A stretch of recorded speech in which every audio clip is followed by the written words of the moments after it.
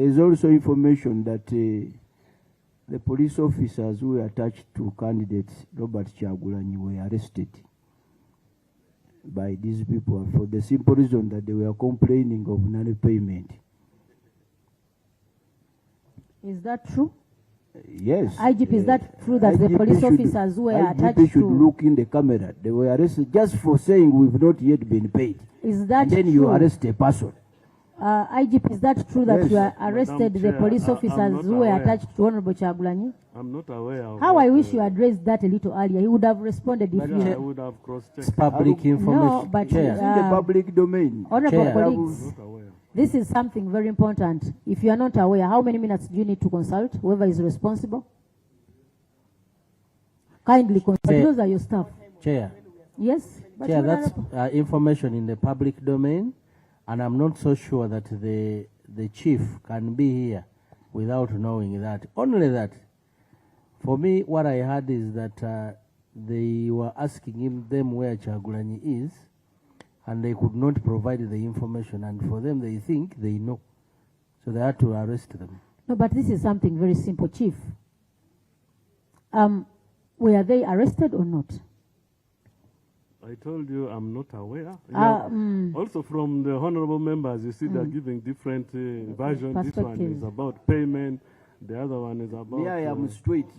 Yeah, So I there need is only to, one version. we shall need to cross-check and I find out.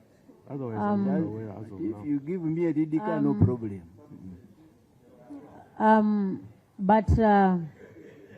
But IGP, it would be in your interest, because one would get who is in charge of your human resource. Can such officers have such a challenge and you are not aware? Your own officers? Madam Chair, I told you we have 187 districts and divisions. We have 32 regional police regions. Now, issues of discipline is incumbent upon them. So when they arrest staff for maybe indiscipline on other matters, it's not that we should get to know immediately, no. Okay. Because because when you scan the country now, people who have been arrested, there are very many. So I need to know which unit arrested. IGP, don't smallerize the issue. I'm not smallizing. Don't smallerize the issue. And that's where we are getting, because The issue of bodyguards of a presidential candidate is not a small issue. If they could Don't smallerize it. him. IGP, we are talking about bodyguards of a former presidential candidate. Presidential candidate Nandala Mafabi, Honorable. Honorable Nandala Mafabi, the chair wants to speak to you. Please. Honorable Nandala Mafabi also received the bodyguards. Were yours returned? Did they return, or you still have them? They were returned immediately. They were returned immediately. I am alone. So, and he's aware that they were returned. So we need to know who deployed these bodyguards to presidential candidates so that we can get a direct answer. Who deployed, and if we want to know where these ones are, who do we go to? Well, we shall establish, but Madam Chair, as you know, elections are not yet over.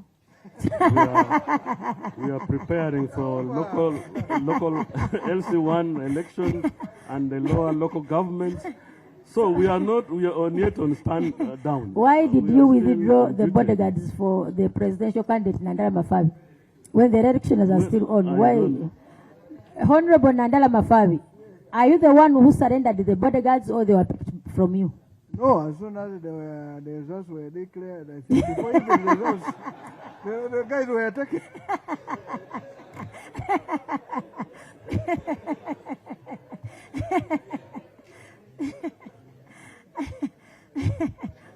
Who That's is? why Basil replaced them immediately and the Choma.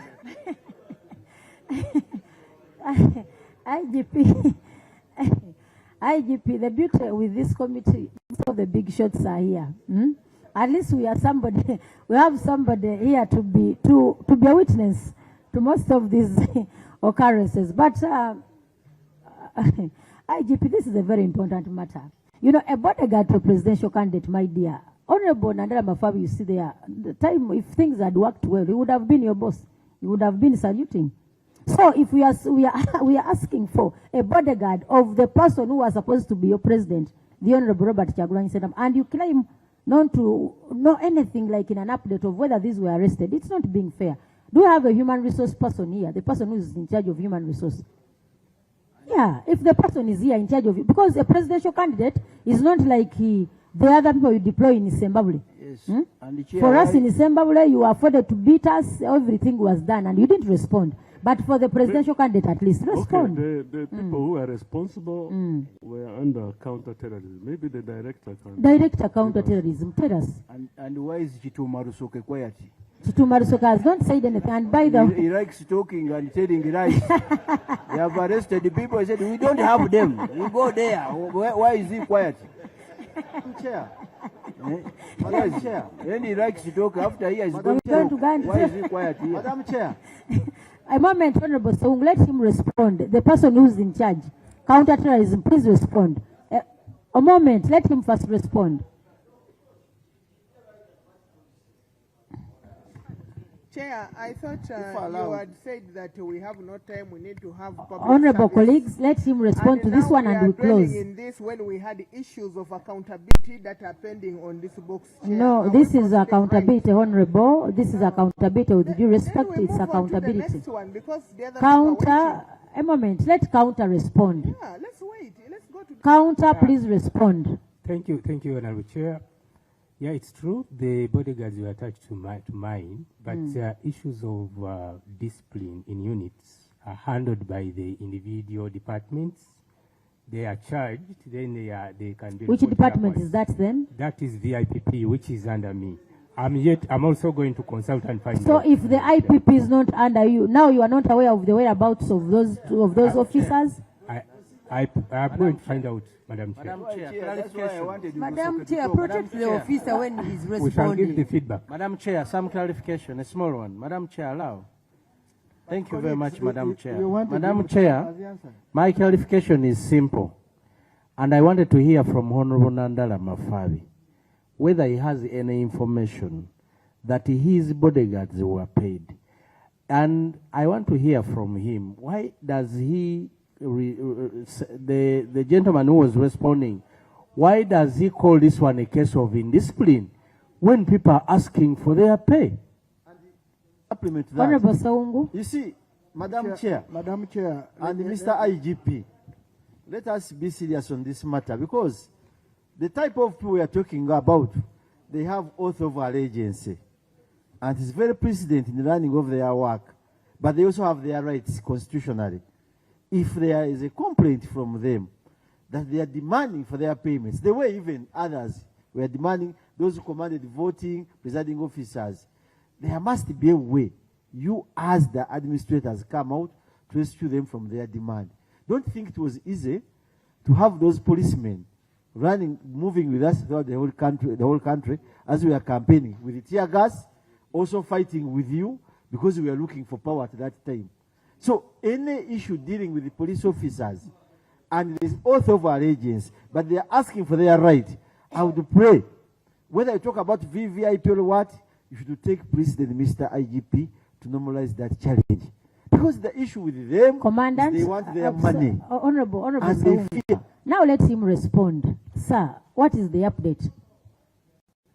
Honorable Chair, the payment for that activity comes from Electoral Commission, and even the withdrawal of the teams, it is the Electoral Commission who withdraw them. I beg that I take it up and find out the facts. No, this is very simple. We have not discharged you as the police.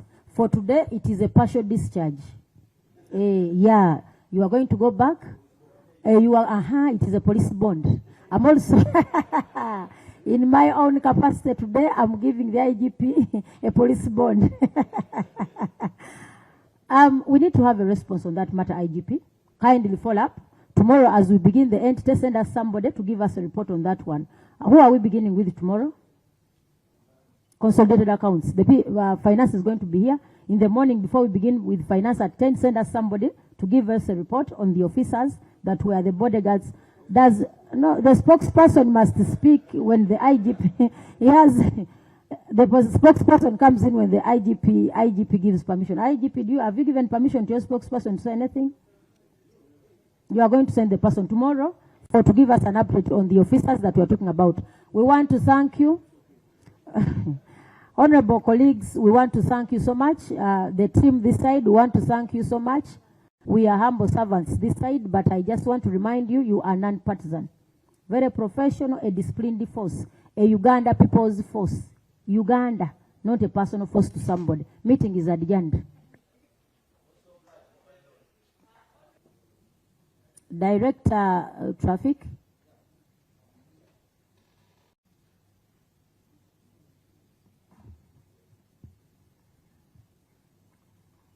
Thank you, Chair and the honorable members. I want to appreciate that right from the beginning,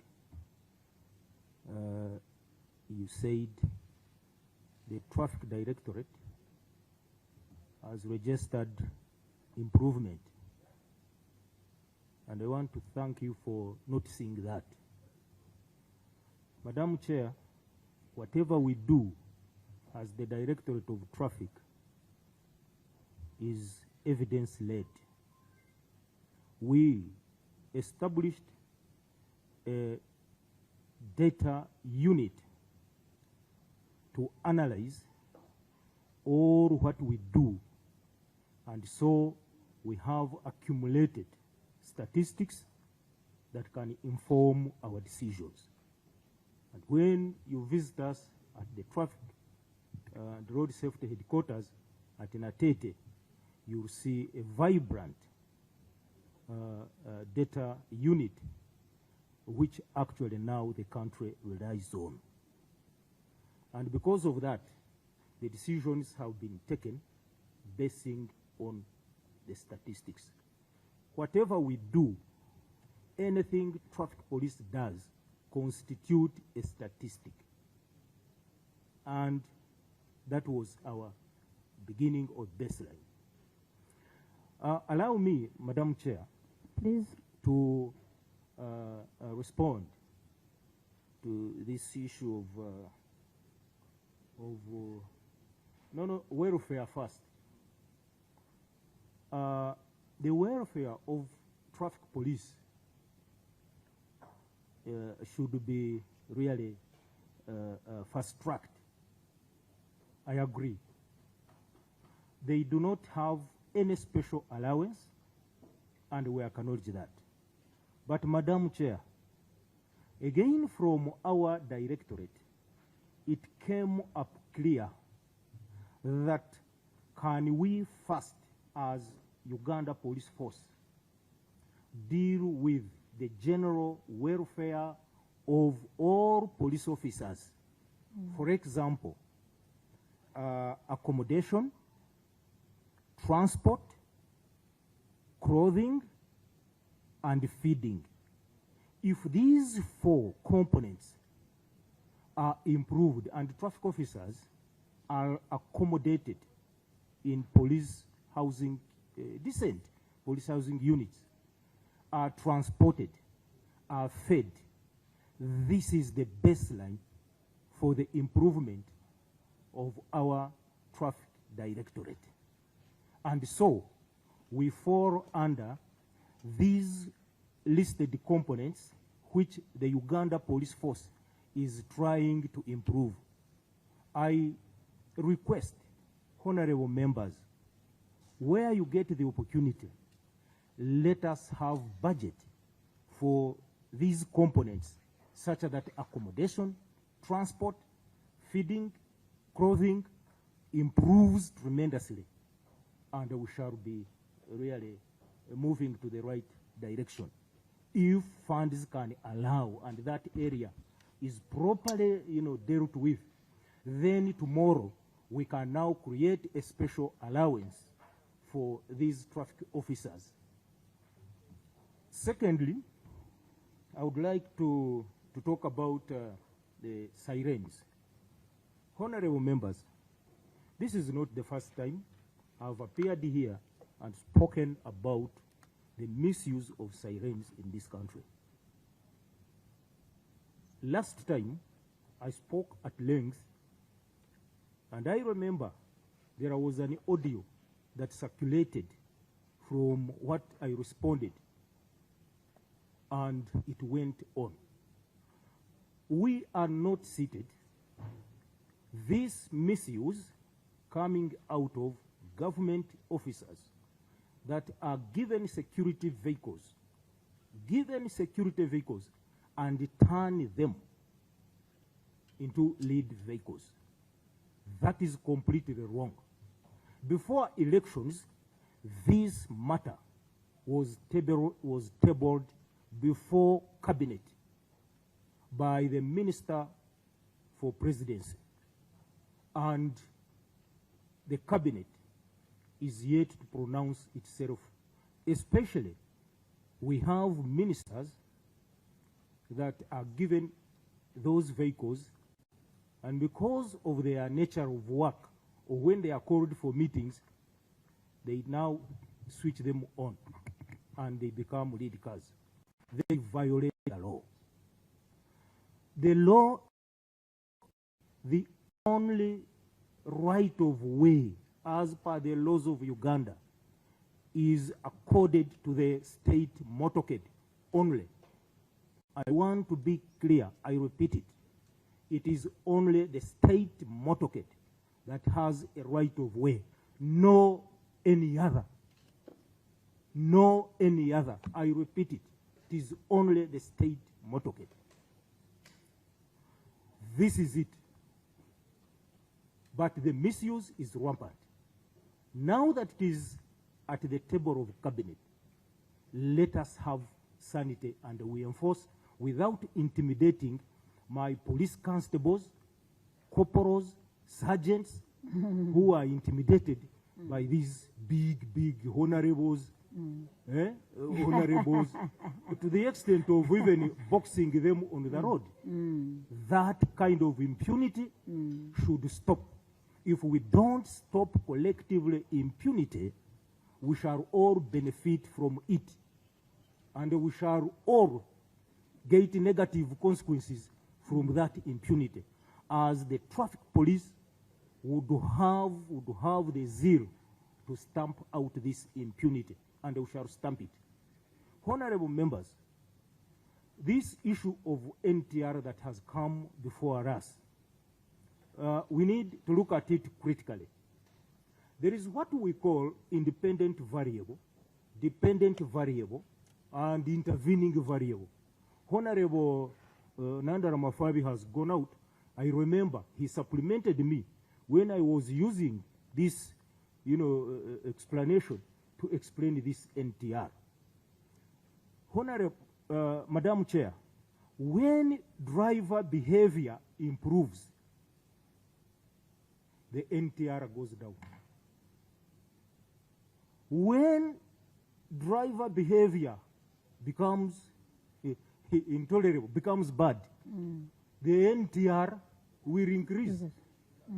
So you should be able to look at this scenario, that the NTR collections will depend on driver behavior. And this NTR collections is a dependent variable that depends on this independent variable of driver behavior. And the intervening variable is our enforcement. And we intervene to look at the balance. Is when NTR increases, we'll say, hey, let us look at the way we issue receipts. And you will find the receipts have gone up. When the driver behavior improves, you will see less receipts. We should not slide, Madam Chair, that our officers should not target on revenue collection. Our objective is a clear one: road safety. Every citizen of Uganda should be safe on the roads. So we don't want to slide into that argument of looking and having an objective of collecting NTR. If that one goes on, then you will be given receipts, and some of you will be complaining there is a lot of harassment by traffic officers. Let us balance these issues of enforcement. I want also to lastly maybe say, honorable members, but you have not talked automation. about Honorable Song, let him conclude, the parked please. vehicles that have had accidents Okay. in those areas. Yeah, it was very The close. parked vehicles. Dens, Maya, Natete, Mpigi. Honorable members, if you look at the vehicle growth in this country, is really a good one. If we maintain that growth rate, even if we don't improve it, the vehicles in this country are improving at a tremendous growth. If you look at the motorcycle growth in this country, it's also moving at a very high level. Now, these vehicles will be driven on our roads, they will break down, and they will have collisions on the road. And all of them are coming to the police stations by law. All must report to the police stations before the case are disposed of.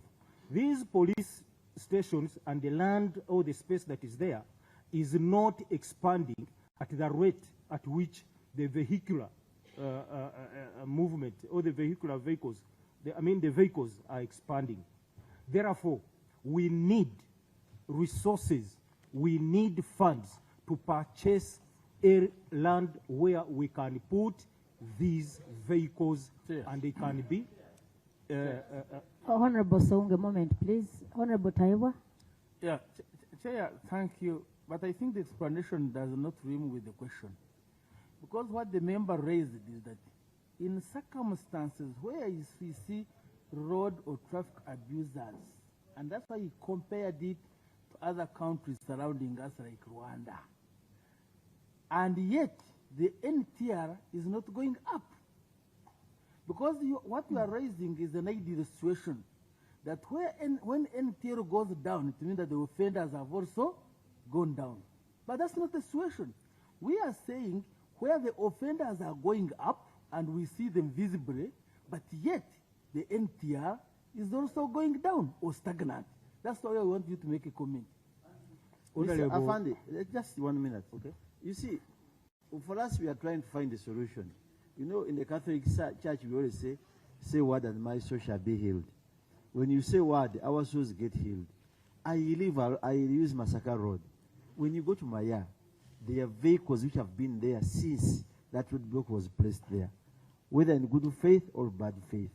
If a vehicle has taken 15 years or 10 years, packed, the owner must have abandoned.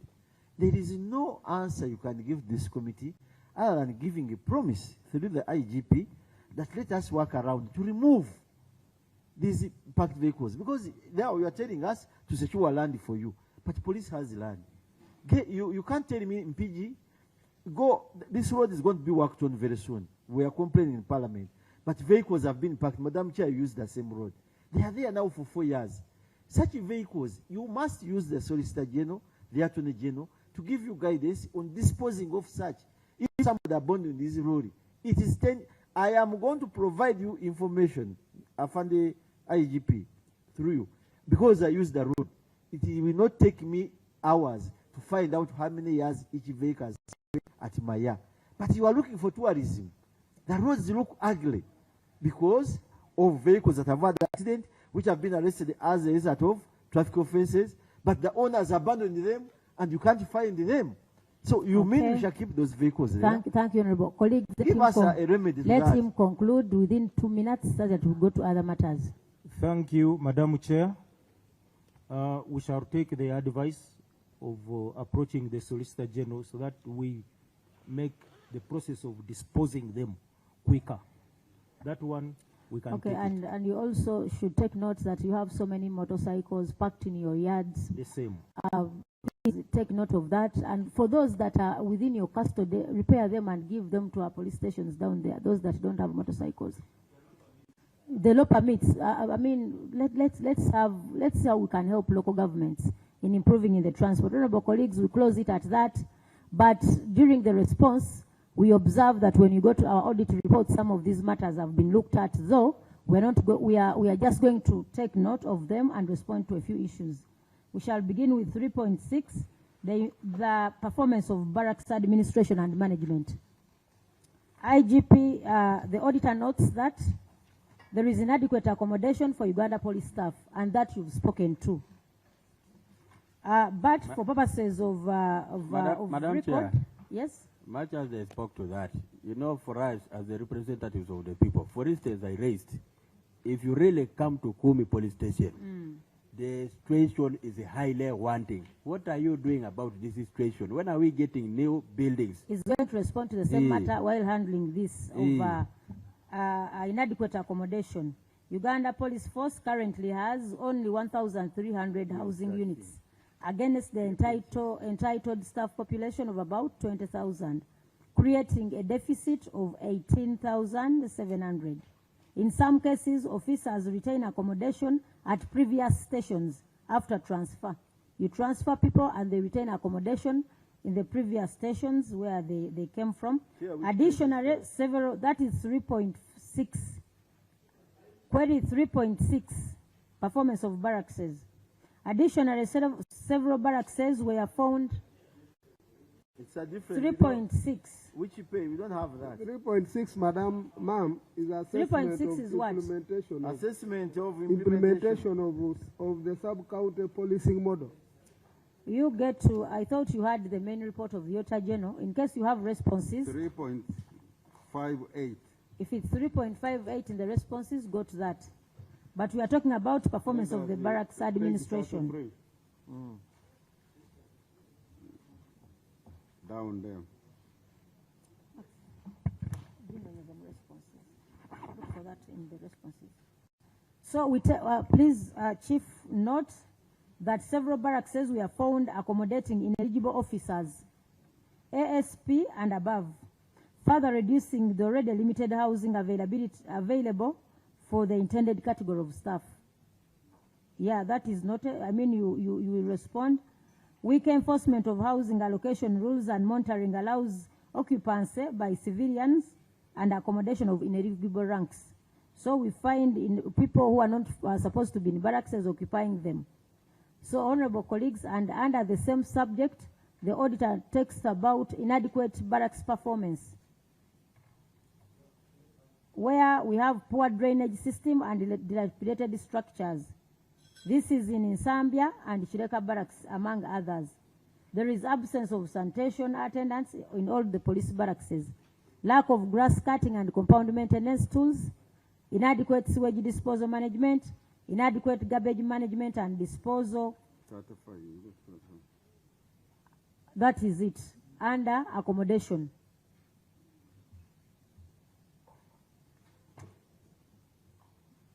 In your response, it is 3.51. No, 3.510. In those who have the main report of the Auditor General, it is 3.6. In future, you don't have to change these. As you make responses, please always follow the Auditor General's report. So why do you have staff that are ineligible in barracks? Why do you have civilians? I don't know whether these are your relatives. Why do you, sir, bring your relatives who are not police personnel in barracks? Sewage overflowing. Sewage overflowing, all those. Honorable, so why don't we leave them respond, then you come in later? Sir, respond.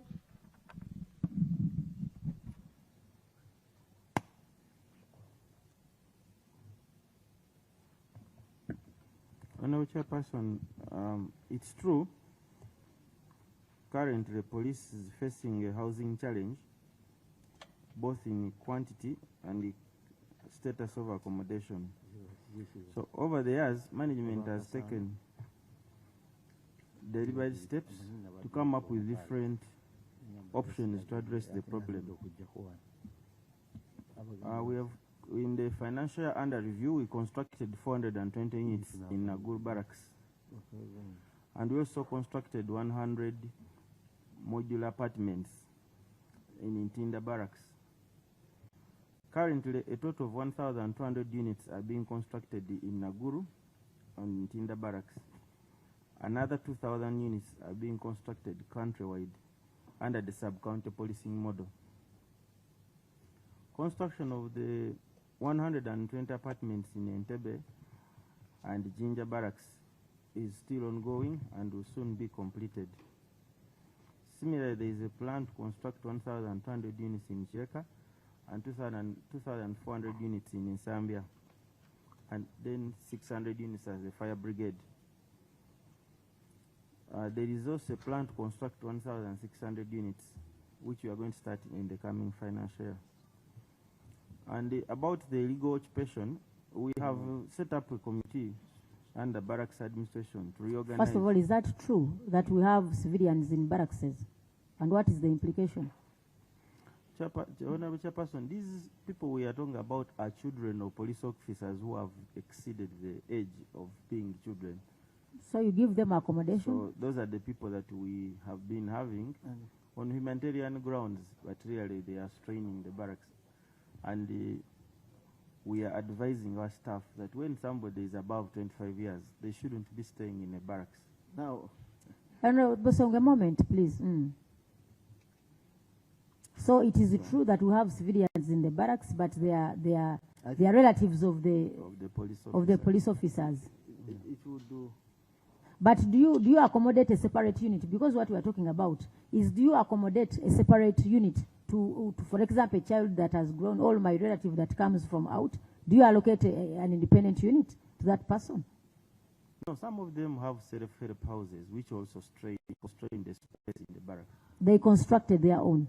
Yeah. So do you allow the officers to construct houses within the barracks? What do your guidelines in regard to accommodation within barracks say? Am I at liberty to come and by any standard to construct anything of my own choice? No, when I was chair, there are laws of necessity which we all appreciate, because government has not been able to provide adequate accommodation, like I said, in terms of quantity. So there are instances where people have self-help houses, which you all know, and this is what we are trying to deal with. What happens when you transfer me when I've constructed a house in a barracks? What happens if I'm given transfer? That's where I had my issue. Yeah, you leave the house and go where you Is it as simple as that? PS, is it as practical as you are saying? You know, PS, let's stop being casual when we are responding to some of these issues, because you very much know if somebody constructed a house on their own, much as you transfer them, I doubt whether it is just a giveaway. It can't be. So let's not casually respond, please. Chair, we do not regulate self-help houses because they are not legally put by government. But you should be concerned. If we took a visit to Mbuya, to Nsambia, to see how the place is, because you must get concerned of the security and the safety of the people you accommodate. It is in your interest. Yes, Chair, and that's why we are saying that efforts are being made to reorganize the barracks. When we rolled out the sub-counties, we moved personnel, and we have put up accommodation at the sub-counties. Currently, 2,000 units will be available by the end of this financial year. So we hope to deal with that problem with time. Honorable Saungu. I think, Madam Chair and Mr. Counting Officer, the area of interest here is related to transfers. Now here you are. It is about your duty to carry out due diligence on your staff and those within the barracks. Because if someone has children who are now 18 years, and some resemble their father so much who was transferred, there is no reason why this child stays in the house where the father left. But if the father is transferred from Mbuya or Chibuli to Kalungu, he must go with all his goods to Kalungu, including the 18 and above. And I do pray that such issues should not be appearing in your audits. Any transfer of a staff should not leave. We know what happens in the police barracks. Some of us who taught there for some time. People have established businesses there. And as they are transferred, they think their business must also stay behind, which is not bad. Because as a civil servant, from a teaching perspective, if I have a canteen within the barracks where I'm earning something for my children's fees, transferring me is painful. But I would request the IGP, kindly, we can't waste time on this issue. Take due diligence on your staff. a transfer should be a transfer. Because he is denying this person coming to use the same facility where he has been living at the time when he is being transferred. And these such areas for audit would not be appearing. I think, Madam Chair, that's my area of concern. But once he talks about children who are above 18, in the Ugandan system, the Bazungus will throw away their children. You can't go back to their home. But in Uganda, until a child has got what to do, they will always stay with their fathers, despite the challenges they have at the age time. So, PS, these are operational issues. Yeah, the operation. Take note of the inadequate maintenance, the drainage, poor drainage system, and in Zambia has had that problem for quite some time. Lack of grass. Now, how do grass cutting come here? Your police officers should also be fair on them for themselves, because some of these it is self-help. But I mean, grass in the compound should also come to the Public Accounts Committee. You can give free services to other people. We see police officers slashing compounds of people. So can't they slash for themselves? The inadequate sewage disposal. But this is on your part. Kindly do ensure that your people are safe. How do you provide safety to us when you cannot protect yourselves? You can't take care of yourselves, then you convince the community that you can protect us and our property when you can't take care of yourselves. So this is a self-indictment on your part as police. Kindly make sure your people are safe. Safety for self, then you look at us later. So please, we extend our disappointment on the way the barracks of Zambia. Zambia is a serious issue, and is it Chireka? Those two should be looked at. And if we've had time, we are supposed even to go to Mbuya today to see how that place is without giving you notice, because we realize when we give you some notice, we shall find you when you have slashed. You call the sewage people to come and take the sewage. That is what you normally do. So, honorable colleagues, we shall see how to handle. But please, we need to visit that place. The Mbuya. Last time we went to Wax here. Let's also go to Mbuya. Let's go to Zambia. Then we have to hurry because we have public service at exactly. Let's hurry, actually. So we take note of the welfare of our comrades in uniform, but please, the bosses, also take note, because we know it is in your interest. Then, honorable colleagues, this sub-county policing model, we have talked about it.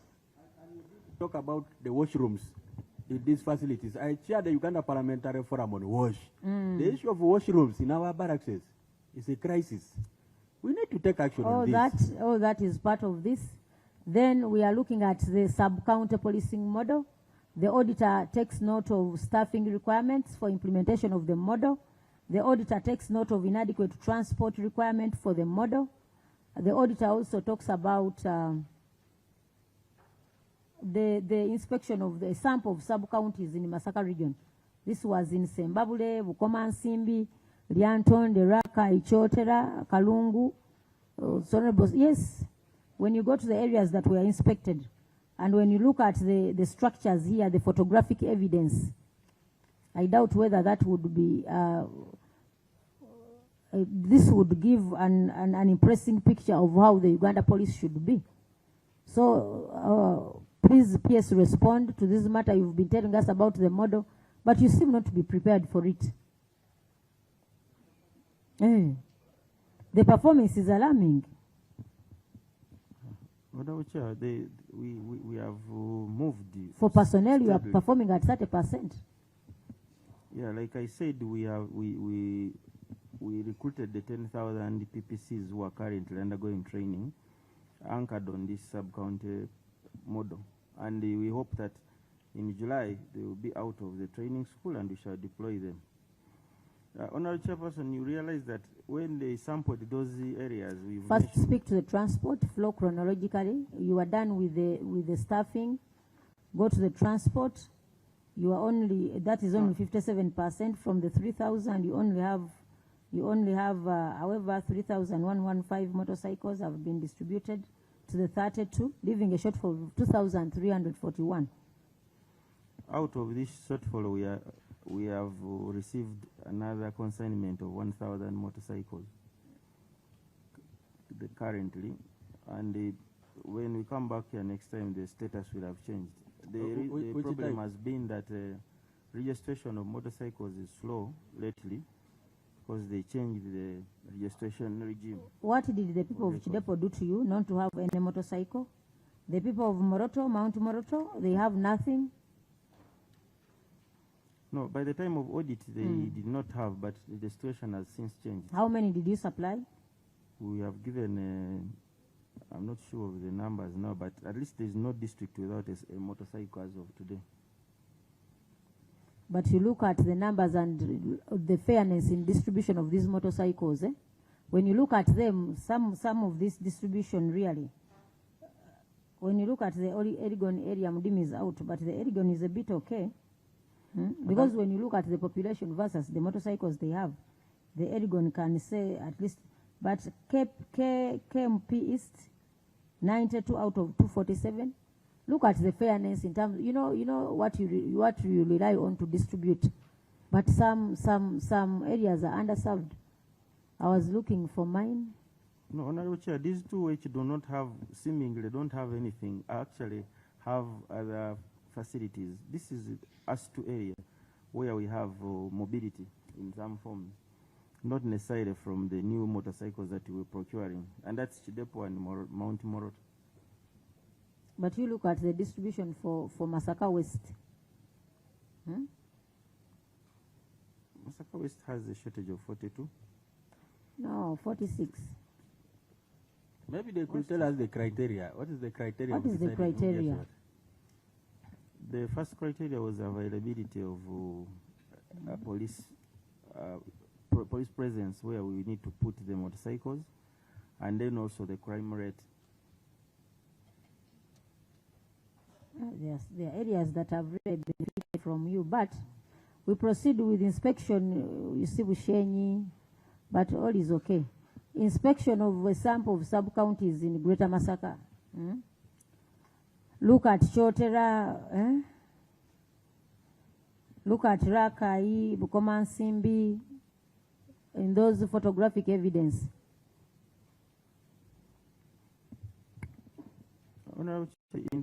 In these areas, there are some good things and a few challenges. Like Mutukula, the units of accommodation are there. 18 officers were posted. Just the motorcycle only, but there was even a counter phone. How do you expect these people of Jotera to work without furniture? Jotera no furniture, Rakai no furniture, Bukoma Simbi no furniture, no furniture for Sembabule. There is no water. Kindly take note of these observations and ensure that you work upon them. It's not a matter of arguing. Take note and ensure that you put good some of these queries that are being raised. Assessment of the marine unit, the marine police unit and its operation. Honorable colleagues, for those who come from the waters, one of the underfunded sections is the marine. Inadequate financial resources. During the period under review, marine policing had a budget of 16.69 billion, of which only 804.30 million, that is 4% of the budget, was released and spent for implementation of planned activities. What happened to the budget for marine? Because normally it is people who do it. You'll have tear gas as a funded priority. You'll have marine unfunded. At times, they also, the way they prioritize matters. Marine has no money, but tear gas you will have. Actually, Madam Chair. Yes, Honorable Seung. I can tell them this. When His Excellency Chagulanyi went to Kalangala, when he went to the other island, police was stuck. You never had the boats. You guarded him everywhere, but he had his boat ready, and he went to Bukasa Island, free of any police officer or any control by the government police. And he enjoyed his day there. A big rally, no stopping him, until he came back and he found you where he left you, because he never had a marine. So, I think what the chair is saying is very true. So, PS, why is the marine police unit underfunded to that extent? 4.8%, 0.5, Yes, Honorable Silas. The auditor complaining about the activities which were not what? Carried out. So maybe Inadequate availability and allocation of workforce. The other one is inadequate accommodation of designated office undesignated office space, absence of docking and maintenance facilities, inadequate marine vessels and equipment. We have the physical inspection of these facilities where they are kept. So let him go one by one. First of all, comment on the inadequate funding. What did the Marine Police do to you, Mr. PS? Yeah, because I mean, these are orphans, they are widows. What did they do to you? Hmm? Because you don't move on water, so for you, even if, you know, PS response. No, Chairperson, the issue of Marines is not that we did not prioritize it. What happened is that we wanted to acquire capital assets for Marines, and therefore we did not give them the funding because we were procuring centrally new capabilities like boats. We have bought them new boats for enhancing operations across the waters of Uganda. So that means that the funding that there is, the 4.5% was enough for the operation? Is it what you want to mean? That's what we provided because we wanted to acquire the assets. Did we buy the boats? Assets. Yes. Now let's proceed ahead. Yes, Honorable Okupa Elijah. Thank you, Chair. Yes, I want to speak on the part of the Lake Yoga. Yes, you could have acquired assets, but like the one that is operating in Kagwaro, Lake Yoga, I remember we ever brought it to your attention. How can you have a 9 horsepower engine for their boat, yet the people who are stealing things have 20 horsepower?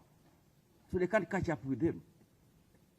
I brought this to your attention that as you're acquiring these things, please take note of that. You can't give them the 9, 15 horsepower. The people who are pirating on the Lake Yoga are using 20, 30 horsepower. So they can't chase them. The other one's 2, 3 times the speed of this one. Yours should be the fastest. So in the end now, they end up sometimes using the water ambulance that we secured. That's to help them in the case of those things. But that should not be the case. You need to look at as you're looking as you look at the assets. Take note of that, Honorable Chair. You take note, the audit also on inadequate availability and allocation of workforce. The auditor notes that you have no approved staffing structure for Marine.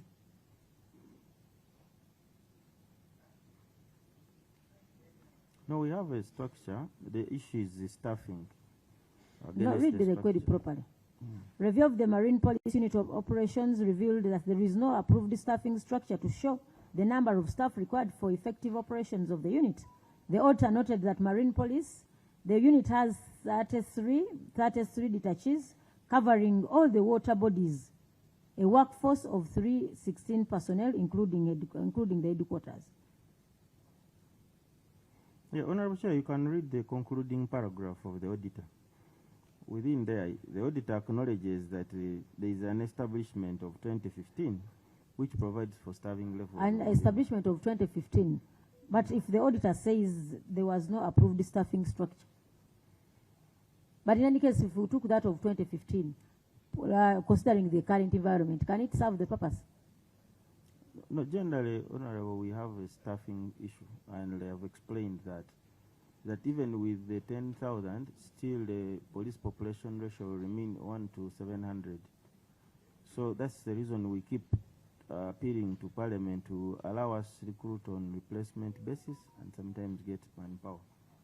It's a yes, Honorable Silas. I think if the auditor is complaining about lack of a staffing structure, we should first concentrate on that, because it gives you direction on the gaps, what you need, what you don't have, so that you can fix the gaps. So why don't you tell this team whether you have it and why you didn't show the Auditor General? Because by that time you should have showed them that the staffing structure is here. So it shouldn't have become a query. Shouldn't have become a query. Yeah, because even if you had presented that of 2015. Could be he would have said there is no updated what? But you not would have no, said it's no, of the better days or many days, but it was there. Because you see, Chair, because that will enable you to know how many personnel you need. But now, the Auditor General is quoting your policy that there is no approved structure. Maybe if there was a problem, can you tell us what's the personnel needed according to the structure that you say you have? What is the human... PS seem not to agree with us. PS, proceed with leave paragraph 1, go to 2, that begins with the discussion, go to 3 that says, although the staffing levels could not be authentically assessed without an established staffing structure for the Marine unit. Chair, I would like to request you that we go back and conclude with this, because even if they are going to ask for money, we are now entering into a budgeting process. And therefore, for him to ask even for the stuff that he needs, he has to give us the structure. So if we just leave and say, well, let's proceed to the next one, I think we are not proceeding. It will not help us. Let the PS give us the staffing structure so that we look at it and see how viable it is to look for money for the staff. Honorable Mero, we are on the same issue, only that he seemed not to agree with us when we said the auditor said there is no structure. That's why I was reading him paragraph 3 that gives details of him not having a structure. Chair, but we are still on the same item. Chair, that's why we're insisting, because we are going to the budgeting period. Can we know that the human resource required according to the structure that you say you have, such that by the time when we are looking at the policy statement, the budgeting, we know that this is according to the approved structure, according to the police marine structure, this is the personnel that they need, this is the number. Provide yes, this amount of money. The structure? Provide this amount of money. Because do we have the structure? Honorable Chair, we have the old structure of 2015, but currently the audit also notes we are undertaking a restructuring exercise. But Under Secretary, to align the current needs with the numbers. At the time of the policy statement, I will provide the structure. If I was you, I wouldn't have responded. It's now 11 years. 2015. This is 2026. I wouldn't even say it. No, I think you give us now, when can we have now the... Honorable, we are undertaking restructuring. That's one. But secondly, over the years, government has been shifting policy on manpower recruitment. You know, there was even a complete ban. Even for the 10,000 that we recruited, there was a special leave of cabinet that we actually got under the sub-county model. Otherwise, there is a ban that you all know about recruiting people. No, that's why we could not expand. Madam Chair, just to find out, at what level are we now? So where are we? Where are we? We're on 3.72. No, we are about the staffing. The structure. Where are we now? PS and the team. At what level? It's okay, that's understandable, but where are we now? What is the current status? We need to stretch a bit. Madam. It's okay. Madam Chair. It's okay. Madam Chair. We would just love to find out. Coach Bob is around. The PS needs to stretch a bit, but also to inform the officers this side that we have some tea, kindly. Madam, it's okay. Let us stretch a bit. No, please let us stretch. You'll ask us to come back. Okay.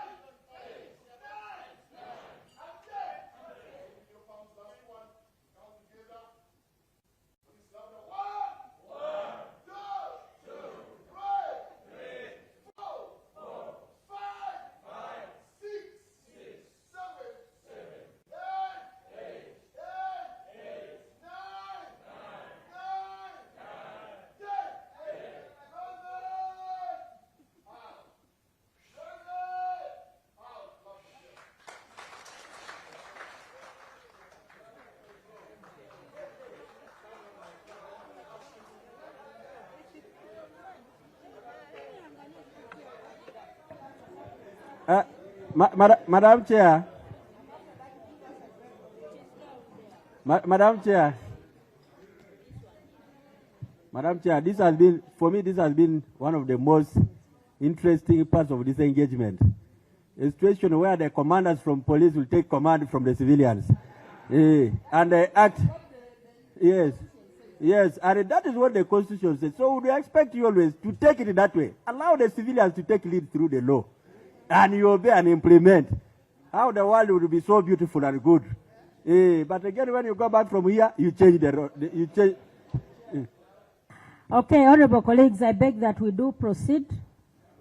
We are on inadequate accommodation and designated office space. Chair. SC, Chair. please, JB, SC. They have put. Chair. Yes, yes, honorable Lockheed. Yeah, Chairperson, I would really request, because when I see this thing of police, there's a lot of inadequacies in what, missing, absent, what. This is basically, I've heard from the PS, he has no control of the structures. He doesn't, he says the old one, as if the new one is there. Even when you ask him what is the status, he cannot give because the control on the structure is not there. They say there is this one, or is it the sub-county model, or whatever.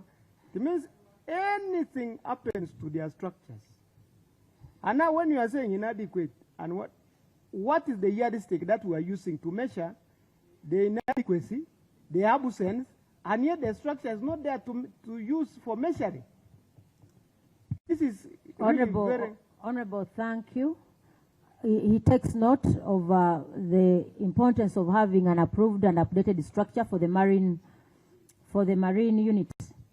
Inadequate accommodation and designated office space.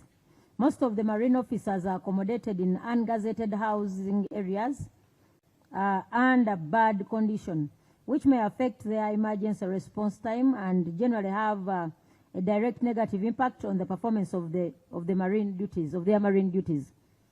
How far have you gone with ensuring that the marine staff sleep, in decent houses? Yes. Answer to go. According to me, when you look at the complaints from Auditor General, it looks to me like marine services have been abandoned.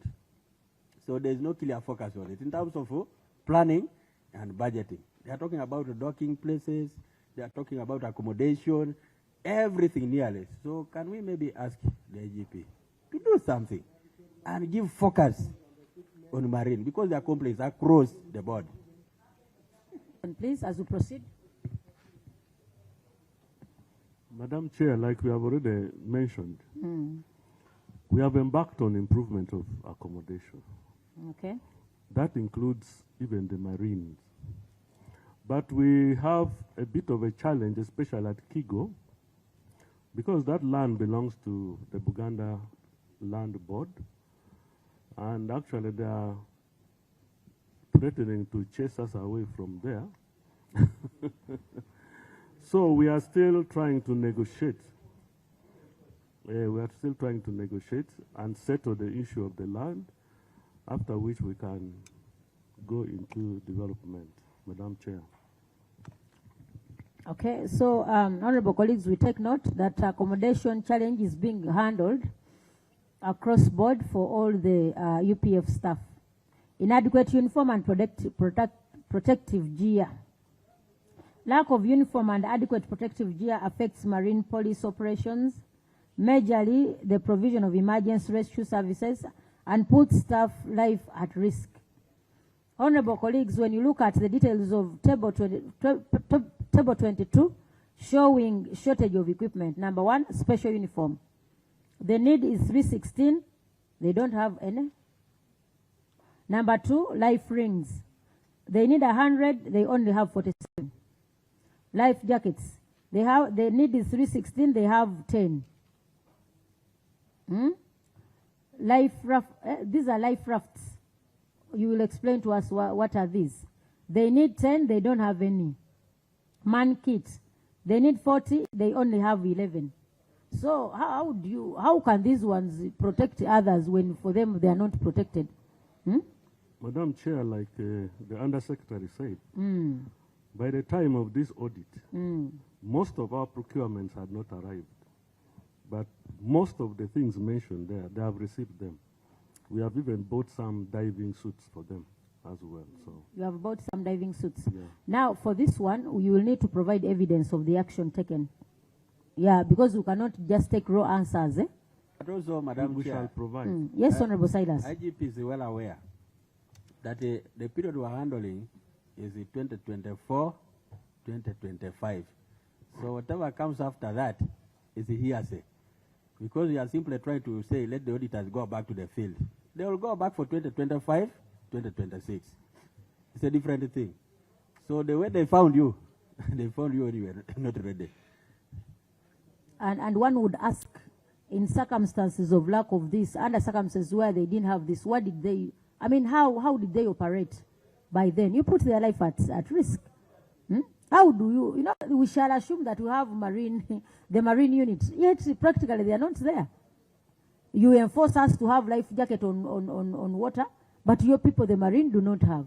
So how can you enforce a law on others, yet you also cannot, comply with the law? So let's hope that something has been done, but this is yes, Honorable Bish. You see, Chair, when you look at the response on page 47 about this matter, management is saying that the UPF always provides uniform. They are telling you that the things are not there. For you are saying you are always providing uniform and equipment for the marine unit as per the budget. What does that mean? This is a very casual response. All these that are lacking, when you say, for example, life jackets, here to me are the most useful. You need 316. You have only 10. So the issue is, number one, what are the priorities for the force? Number two, we would wonder if really something of this nature, which is very important for the force, is just looked at as if it is useless. And then, as you said earlier, you are buying tear gas, you're buying what? But protective gears, zero. And you're saying you're always providing as per the budget. How do you do your budgeting? That's number one. You didn't complete the response. You should have read it up to the end. The UPF always provides uniform and equipment for the marine unit as per the budget. However, we appreciate the observation of the auditor, and we will review this matter to have it budgeted for in the next financial year.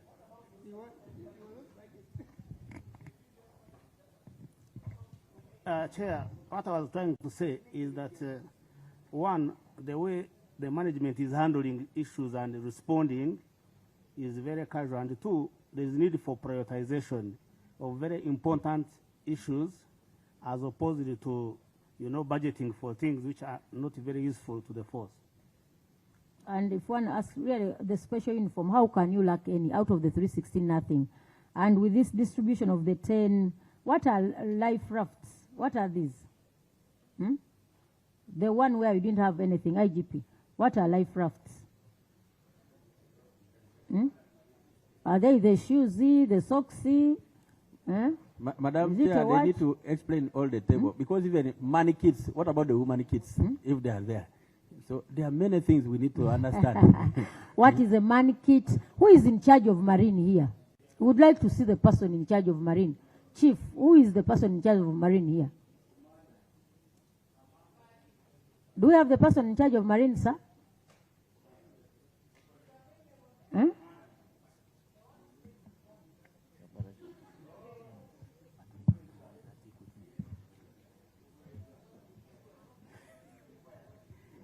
Yes, Honorable Chair. Who is representing the marine sector? Honorable Chair, I'm representing. In which capacity? I'm representing the Director Operations. What is your title? Which Marine Force? Your current title, sir? Commissioner Operations. Madam. The commissioner looks good compared to the unit and the way it is. The commissioner is very happy.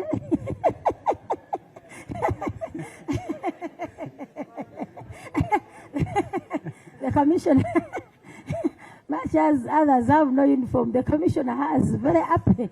So anyway, that was on a lighter note. But please, Commissioner, go in the table and explain a few of these things. If one asks about the special uniform, explain what is that special uniform and what is the impact of not having it to the safety of the Marine team. Ma'am, before the officer comes, you will recall in our last engagement with the police, for those of you who were here, they told us that they were receiving uniforms which were going to be supplied to all police officers and staff. I don't know whether that included these uniforms they are talking about now, and whether those uniforms were actually supplied. No, he's available. Let him respond. Thank you, Honorable Chair. The classification of the uniform, part of the special uniform includes kits which are used for diving, and then the normal uniform like what we are putting on. The special uniform is a kit which is used for diving, and it's waterproof and it has other attachments to it. IGP, when a colleague was submitting about recognizing the traffic and the work they are doing, you ably told us, you people, there are many of our officers doing the great job. Our people dive. I want you to speak to this. They have no diving kits, but they dive. How do they dive? Madam Chair, like I mentioned, that we have procured them after realizing that what they had were few and some had They didn't worn have out. any, according to the record. No. We had them, but they were few and a bit old. You know, some of these suits you don't risk, especially when they are old. Chair. So we now have diving suits, which came, of course, after this. That's why we are saying we procured some equipment, including the boats that he has mentioned. Yes, Honorable Amero. Thank you very much, Chair. Chair, I don't know whether the Auditor General concocted these figures and put it on the paper here, because as per the item on table 22, it is clearly showing us there's need for this available. There's a note 0, and the shortage is the same amount that is needed. But now the IGP tells us that they are there, but they are old. Yes, we see they are old because I can see the commissioner is putting on a faded uniform now. Really, I can see it from the rest of the uniforms you see here. My eyes have showed me that his is faded, and therefore, Madam. Could be that is the color for Marine. Maybe it is special. Maybe it is special. Madam Chair, I take note, maybe it is special as they are calling it. But for me, my interest is on the figures that have been provided here. Because if we go ahead and begin arguing, when the facts are on paper, black and white, you had the time to reply, you had a meeting to close the issues, and you did not give the issues as required, then what are we for? What are we doing here? Chief, take note that these will need to be given, these are assorted equipment for purposes of executing the assignment. But we wanted him to tell us, what do you mean by these life rings? The chief, the chief marine, the chief diver. You tell us. Madam Chair, as he talks about the rings, at least let them take it very serious that this is special uniform, at least in the next financial year. They are saying they are sure bought. There is something. Honorable It's Silas bad to have a is zero. saying they have bought, is going to distribute. That is the commitment. That is just for audit queries. No, we said he's going to bring evidence. He's going to provide evidence of what he purchased. Yeah, he's going to provide evidence. So, yeah, Chief Diver, please proceed. Thank you, Honorable Chair. The life rings are equipment that is tied to the boat and it Okay. is used to enable floating. Then Also in case of emergencies. the life jackets are known. Then the life rafts. The life rafts are used to carry out evacuation in case of an accident. Okay. So they are also attached to the boats. The man kit. But they don't have any. Madam Chair, number 4. No, we've noted, Honorable Silas, we've noted they don't have any, and they said they are going to buy. They have bought. That's why we said they bring evidence. Of course, I wanted to put I wanted to put my voice here so that they know the gravity of the matter. Okay. Out of 10 budgeted, we have 0. Can't we really put an effort? Because if you are going to save life and we don't have even 1, that is really so serious. Let's do something. Honorable colleagues, we take note of absence of docking and maintenance facilities. Chair. We take note of inadequate marine vessel and Chair. equipment use. Chair, on that marine thing, I think I would also invite, I think the committee needs to visit the headquarters of the marine unit, yeah, and other places, because on these lakes, Lake Albert, you know how people are drowning and dying. The police will be there to save on Lake Yoga, on Lake Victoria. Kigo is very near. You can start with the Kigo. So I think it is very important, such that even because now they're giving you explanation verbally here, you can also have the opportunity to see them physically. What is a life raft? What is this? Because you are able to appreciate. Yeah, because it's really embarrassing that if they are not there completely. Because these are very key things, like on the main big lakes like Lake Victoria and Lake Albert. You really needed this to help them, because if there's any problem like these guys who drowned there, how would the police rescue? Thank you, Honorable. We've taken note, and we are going to consider the request and see how we can get there soon. Save for the marine headquarters, we also need to go to this in Zambia. Zambia Barracks and Chireka. Chair, most of the time we may get information from staff, like we have internal auditor here. I had someone introducing himself as the internal auditor. We would like to know, do you do your work? Do you do reports? Are these things accurate? Because, you know, you have a professional duty of care to tell the truth. So he could maybe, some of these issues, he could tell us. If they say they have both. You know, Bish, that officer can only speak on permission of the accounting officer who is in charge. Yes, that's what we are. So we request that the officer, currently the accounting officer is ably answering his questions. When he gets there, he will delegate. But honorable colleagues, we have to move because we have public service. Absence of docking and maintenance facilities. That one. That one. Currently, the unit has 5 speedy boats stationed at Chigo headquarters. However, the old and dilapidated dock can only accommodate 4 of the boats. As a result, 1 boat is docked at Serena Hotel, where the unit deploys personnel around the dock to secure it. During the financial under review, UPDF procured an additional 4 speedy boats at a cost of 6.4 billion, but there are no mariners to dock them. Keeping the boats in dry dock reduces their lifespan, since boats are meant to be in water. In addition, dry docking increases the risk of theft and boats during the of the boats and damage. So, sir, comment?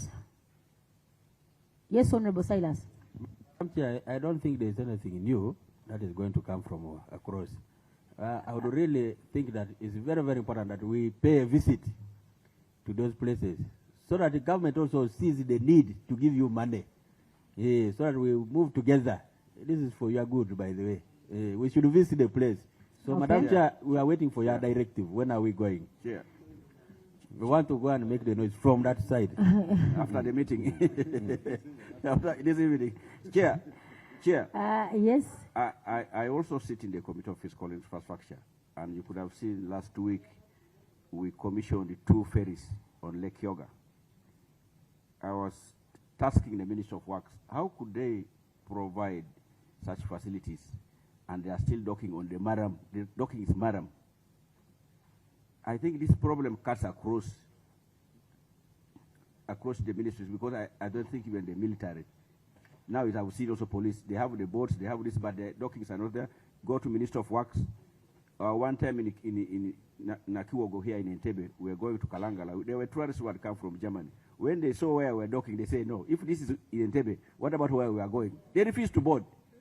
Sure. And they cancelled, they are going to. So I think the recommendations that will come from this committee will also reinforce the recommendation from the Committee of Fiscal Infrastructure. Government should really put money to this docking facility. It's like you having a plane and there's no airport.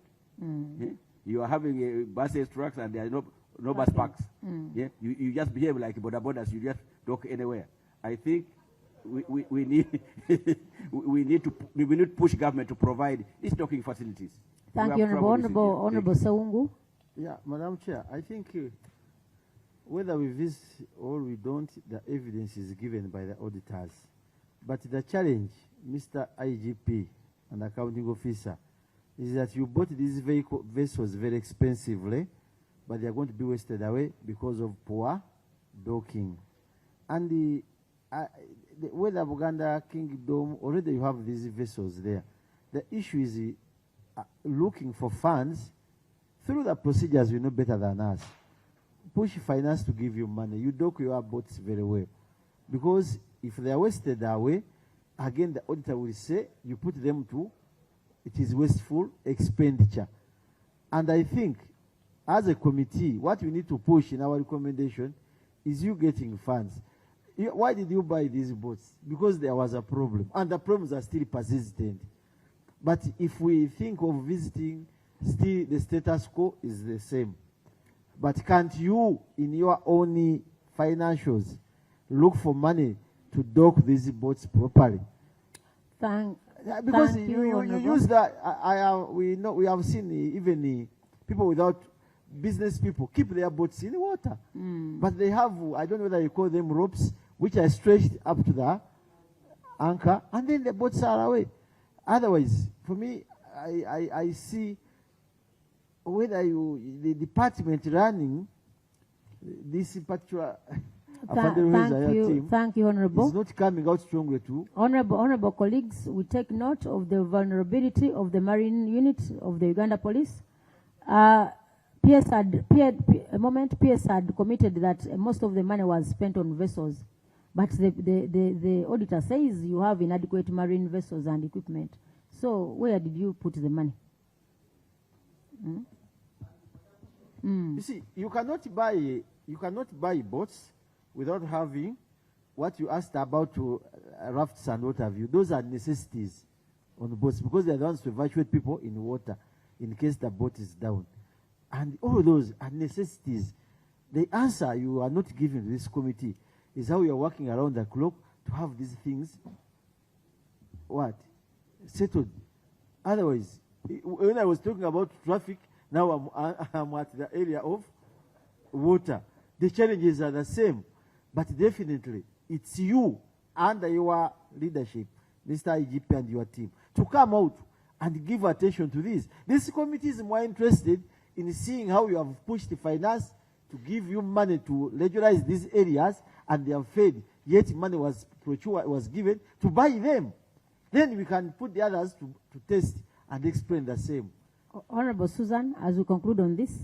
Thank you very much, Chair. Chair, whereas we're talking about emergency responses, and we had before this committee the issue of the aircraft, and I've not seen it whether it has been cleared or whether it is being kept under the carpet or something.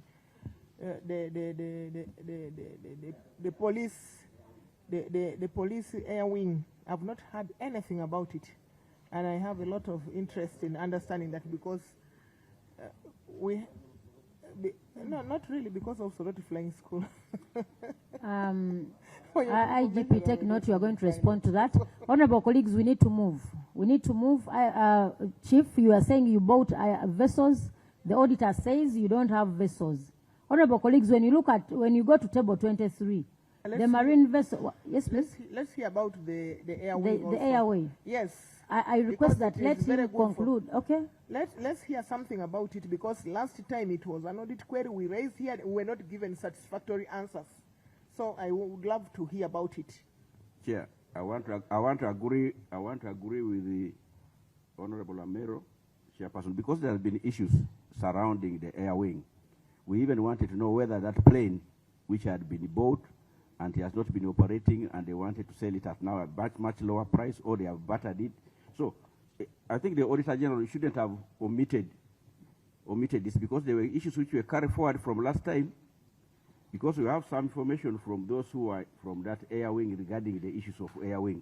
So we would have, I don't know, opportunity at this time to really understand whether the corrective measures they told us last time, both in this committee and the committee of... Honorable, thank you. That's why I was requesting, let him conclude on the marine, then he answers the other question of the air, the air wing. So conclude on this table. You said you spent most of your money in buying the vessels. But when you look at the table, I mean, it is... Chairperson, we have bought 4 new boats in addition to the existing 40. And our plan is that we continue buying over the medium term and try to cover at least most of the waters, because there are 33 touches on the waters, and we would like to establish presence there. But the budget limitations do not allow us to acquire all these assets at once, just like the pickups and but when it comes to the issue of the night vision, what is the night vision thing where you have 0? You can't work at night? It is not necessary? The chief from the Marine, what is the use of this night vision? Thank you, Honorable. The night vision is used mostly in search and rescue operations, which may extend beyond the sunlight hours. So currently, how are you handling this? You don't have cases under that, besides that, I mean, you don't need it? You remember the issue of balance? We need it, those guys who Honorable go at night. So, PS, take note. You cannot have 0 on the night vision. You people, we have expired tear gas in your stores, but you cannot buy these night vision things for the people of on Marine. Yes, Honorable. Madam Chair, we have sat here for a long time. The officers before us have been here for a long time. Most of the questions nearly look similar. I don't know procedurally whether it's not okay that we take them by their responses written, because we also have another team before us, and the team here has not eaten. We have not had even lunch. Not that we want to compromise on the quality of work. Chair. Thank you, Honorable. We take note. We take note. Though the Marine was a little unique from the others. And people, you know how water transport people are suffering. So kindly, when we speak to their issues, it is you know, the PS Agri has decided to make them orphans in their own territory. That's why I was surprised when I saw the diving officer happy. Very happy. Very happy. But only... Chair. So as we conclude... Chair, before we conclude... Mr. AIGP. Thank you, Chair. Some of a moment, Bish, let's Honorable Sound. But in summary, Chair, because we need summary, to... of course. There are things that should not be appearing in your audits, really. A binoculars. That you, instead of 33, you have 1. Even you can buy it from Jumia. Jumia here, it is at 70,000. There is one which is 1 million. I pray that when you appear before this committee, for those who will be in the same committee, some of these things should not appear, police officers.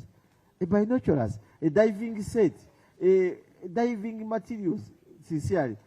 Honorable colleagues, thank you. We take note. You had given him then the issue of the plane. Chair, you had given him opportunity. I have an issue here. On this page 3, Chair, there is a very important matter. Page 3 of the responses. What's there? There is a mischarge. There is a mischarge, Chair, and it's a lot of money. I don't know if we are all there on page 3. So is it a different query? Yes, it is a very different query. Kindly hold on, hold the fire. We are proceeding. In the next few minutes, you'll have that one covered. So, honorable colleagues, as we move, we take note of the domestic arrears. Chair. Oh, let him respond to the issue of the air. Yeah. But also, Chair, I really first want to appreciate the way you're putting these issues of water into seriousness. You see, for us who come from the water areas, day and night you lose people. Yeah, it's always the police that rescues us. So it's not a wastage of time when you put public service that is coming. They're only there to appoint and disappoint people. But this one's about life. This one's about life of people.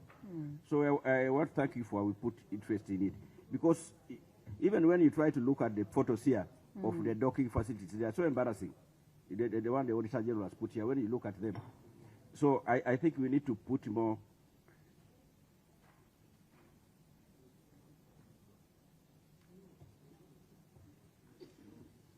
emphasis on that. But as they handle the issue of the air wing. Madam Chair, about the aircraft that was the subject of this committee, we agreed that as police management, we revamp the aircraft and make it serviceable. And currently there is a contract going on to have it serviceable, with the hope that it will even help us for policing during the upcoming AFCON. So the idea of saying it actually, Chair, was not material that time. It was because we had challenges at the time and we did the market sounding. I want to explain to Honorable Cooper here. We never intended to sell that aircraft. Those were just speculations. You'll soon see that aircraft in service, because now the challenge of having it landing on only paved surface is what is being handled. Now, the beauty with this committee, honorable colleagues, part of the places that we shall go to and the items to inspect is that very aircraft. Yeah, it is. We shall come and look at it. Let's not spend a lot of time on that. I've never seen it pass the skies for a long time now. Chair, I thought the Undersecretary would have given us first of all a brief on how many aircraft, how many helicopters do we have? Then this other single engine or twin engine that you have, and the state. Because now we have brought the issue of AFCON. Why don't you use that to ask for more money? Because you need them. This is an opportunity for you to acquire the things. Because I remember even the few that you acquired now, we used the opportunity of Chogam at that time to push Minister of Finance to give you money. So we have now an opportunity for us to demand and say, no, we are going to have AFCON, we need these aircraft, we need these helicopters, we need life jackets, we need these life jackets, we need these motorcycles, we need what? Use this opportunity. Honorable Cooper, you are encouraging that we normally buy when we have special events. Because equally we, not encouraging. It's a bonanza now. Because if they have failed when there are no activities, we can take advantage of that. We take advantage of. Honorable colleagues, as we proceed to the last issues, Bishop shall come to your mischarge, but we pick interest in item 3.4, land management. Land management is 3.4. I don't know in the responses. I don't know which page it is, but check. 25. They are telling me it's 25. The follow-up on the land issues. We have the land located at Kabalagala. We have land at Natete, Mukono. What is, update us on Kabalagala land? 25 of the responses. And in Aguru. Honorable Chair, that issue of Kabalagala was resolved and the boundaries were opened. The people wanted to claim that land, but none of them had evidence of ownership. So we are the bring evidence that it was resolved. Take note. Bring evidence. What of Naguru? But Madam Chair, if I saw like some part of the land is occupied by squatters, is that a different one? It is the one he's saying that they have handled the issue. So you will have to submit evidence. The squatters. No, we are processing the title. We should be able to get it very soon. Chair. Then Naguru? Naguru has, you know, Honorable Chair, I think you have noticed, we have even put a perimeter wall around in the Naguru land. Tinda and Naguru. They are together, yeah. If you pass there now, you'll be able to see that. So Naguru is now safe? Yeah. The encroachers on Natete? Natete, we have some squatters that we want to deal with legally, evict. Mukono.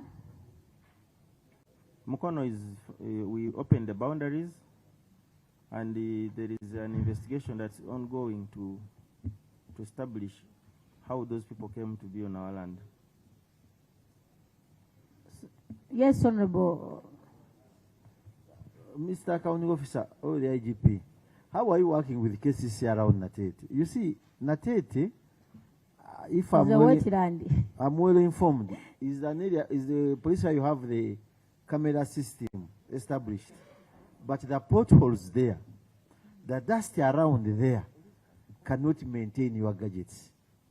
However good the place is, we would know whether you are working hand in hand with the KCCA. It has the heaviest jam. I can tell you I'm no longer passing there. But the potholes are terrible. And when you talk about cameras and the dust, they don't work together. They don't meet each other. And it would be within your powers, because that's your headquarters for CCTV cameras. Dust is too much. You could also be saving us who come from Masaka to continue using the same road. Mr. Accounting Officer, since you have meetings for permanent secretaries, what are you doing with your people?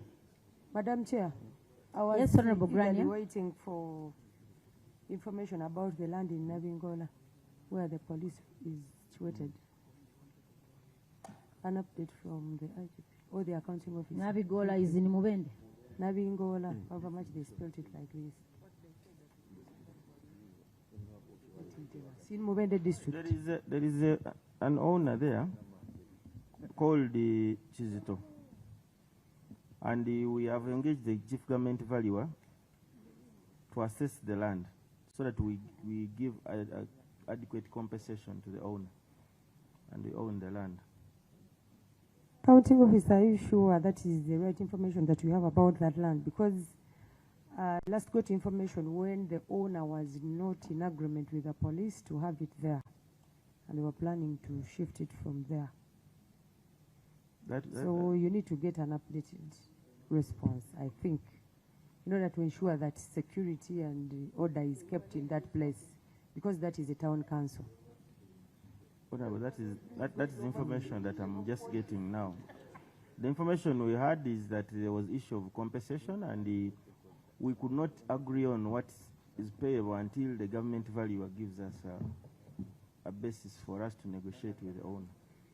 But we do not take land like that, Honorable Chair. If there is a disagreement with the owner, definitely we settle it amicably, and if it requires us to relocate, we move. Yes, Honorable Samba. Thank you very much, Chair.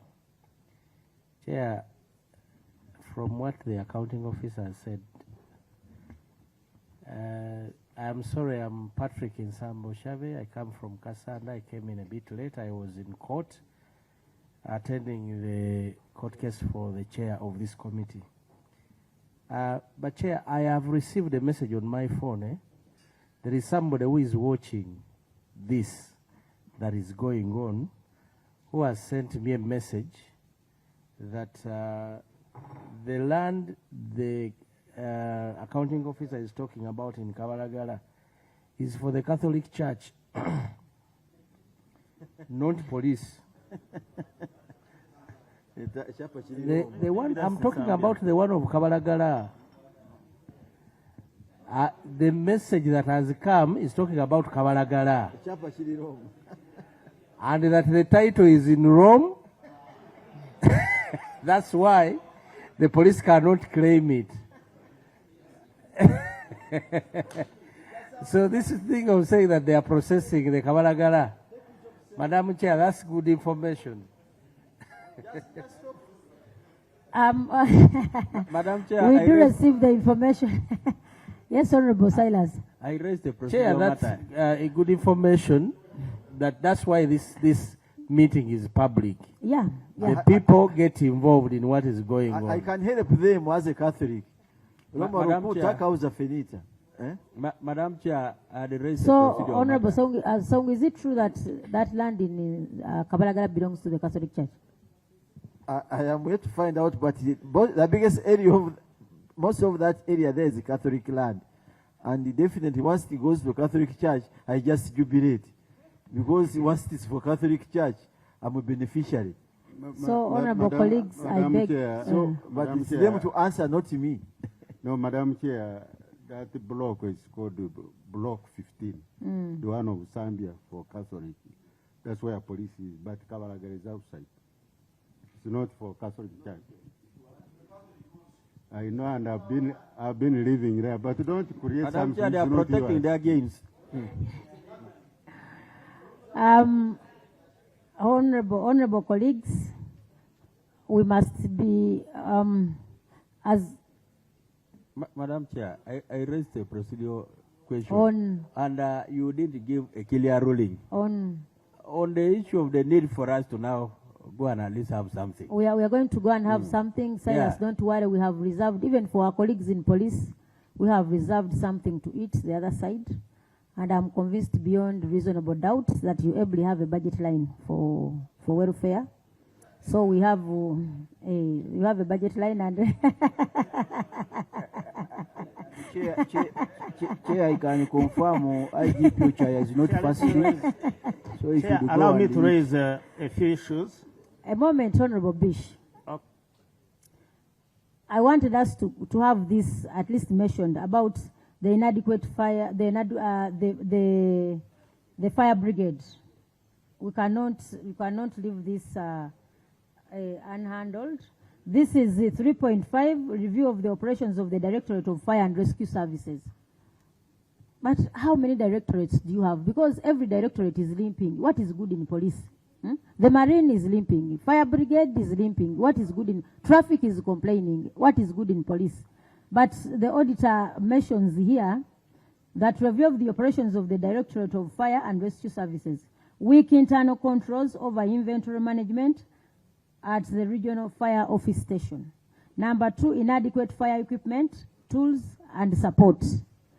Number 3, inadequate fire hydrants within the areas of jurisdiction. Slow response to the emergency fire incidents. Limited fire station coverage. Staffing gaps at the Directorate of Fire Brigade. Inadequate public awareness on fire prevention.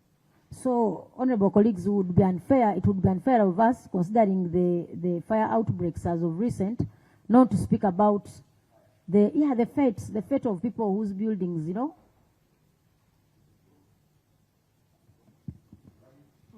Honorable Chair. So, Madam Chair, maybe IGP can just tell us simply why is not giving focus to the fire department.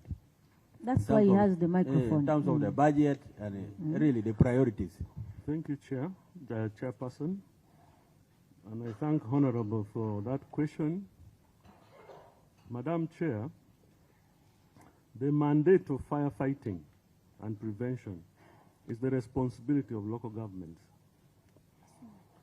For us, we come in just because our mandate says we protect life and property, because we have realized the gap. And we have been supporting them with our meager budget. But as you know now, we are implementing the program-based budgeting. And the police is under government and security, governance and security. Now, it has complicated our operations because when we go there and ask for funding for firefighting, they say no, go to where local governments fall, because that is their mandate. So I think we need to realign and make sure that local government fully take responsibility of their mandate of providing fire safety services. Because under governance and security, we are getting a very big challenge. They are not giving us funding. Okay. Yes. Aaron, since Uganda likes doing things by fire brigading, because in the AFCON that is coming, these are part of the requirements that we need in this place, like in Atibwa Stadium there, Hoima, all this, we can still take advantage of that. Honorable Asuman Basharira here is in those sports areas. So, so I think we need to put it when they are now doing the budgeting to raise it. Yeah, this is the time.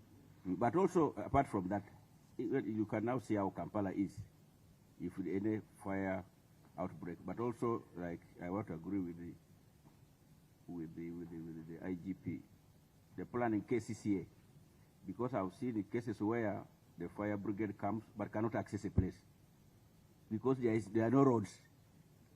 Yeah, leave alone the issue of the traffic jam. So I think it's also local government and the Minister of Work, the fiscal planning. I think they need to, the planning must step up their part. Thank you, Chair. Honorable colleagues, I beg that we handle the financials. Bish, you had something on mischarge. Let's give ourselves 10 minutes. Okay, thank you, Chair. Page 3. 10 for the, sorry? 1.2. Okay, the Auditor General calls it accumulation of domestic areas, but if it was me, I would say diversion or mischarge. But let's go with the Auditor General's wording. Page 3, number 1.2.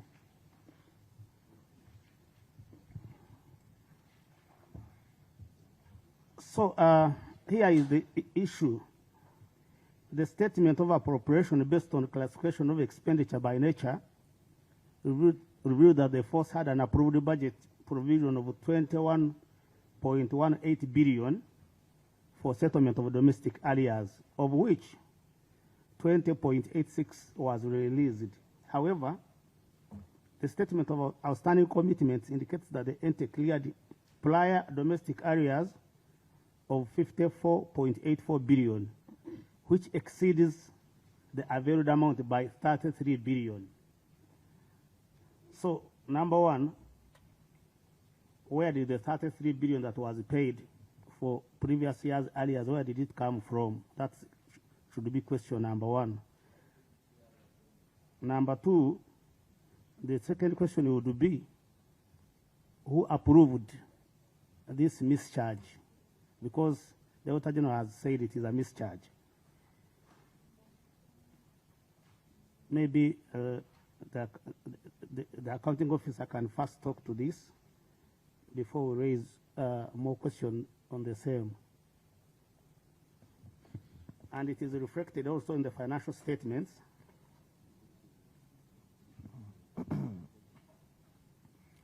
Honorable Chair, we receive guidelines from the Minister of Finance by way of circulars communicating available expenditure limits and also budget execution. Part of the guidance we get from Minister of Finance by the PSST is that areas should take a first call on the available resources that are released in any quarter. And I have a copy of the circular here. As you may notice, these are payments using funds of the period, but to pay for items which are actually related because of the nature of these items.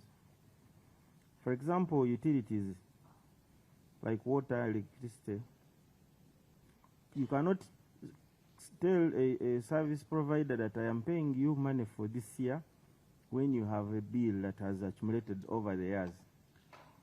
So you get money for this current period and you settle what you have already consumed in the previous periods.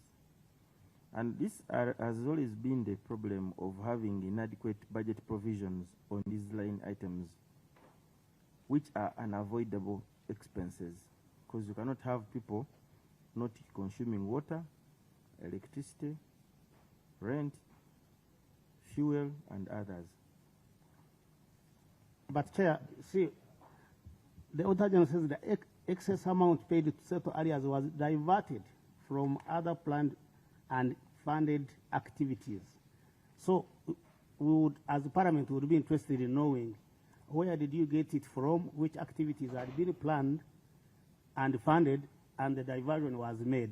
I think that Yes, which activities were frustrated? I think the common term is repurposing. The repurpose. So maybe you do tell us where you got, I don't know whether it's accounting, but it's nomenclature. So we'd love to find out what exactly happened, where you drew the authority from, what does the law say? In the event that you want to vary the use of the budget, what do you do? I think that was the main, authorization to vary the budget and shift items, because leave out, suffocate others.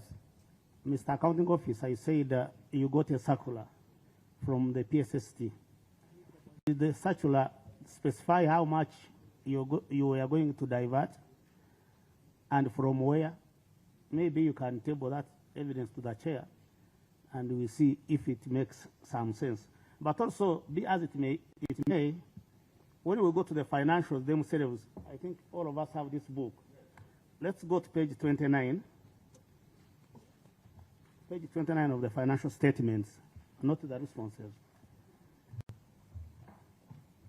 Chair, when you look at page 29, note 10, goods and services, there are two interesting figures. The one for professional services, which didn't change from last year. It was 240 million, still it is 240 million. We would want to know what nature of professional services it is. If you have like a running contract, we would want to know it. Then inventories, the figure down here, 2 billion. It was there last year, 2 billion. Even now it is 2 billion. So inventories, what kind of inventories are those? Chair, also on the same page 29, when you look at we would love to ask them to explain why those figures are flat and they are the same. Clearly. They will explain. That's why we are bringing them up. Also, Chair, employee costs increased by 38% from 388 billion to 508 billion. The team should tell us what happened here. Did they recruit more staff? Did they increase salaries? Those explanations actually should be within these notes. I don't know why they never do that commentary, because it's very, very important. Chair, when you go to page, this is not paged, but it comprises assets. Okay, it is statement of stores and other assets, physical assets as at the year end. Page 45, 46, let's say 46, because the page is not reflected here.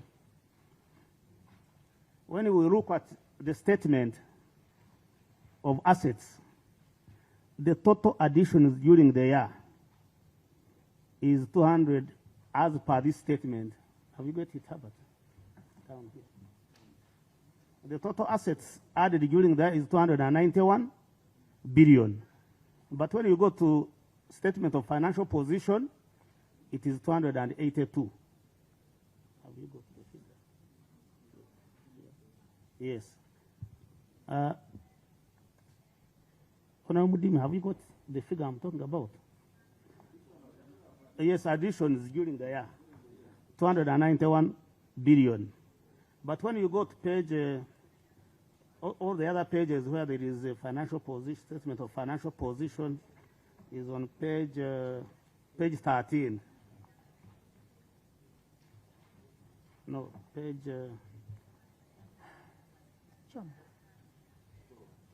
12.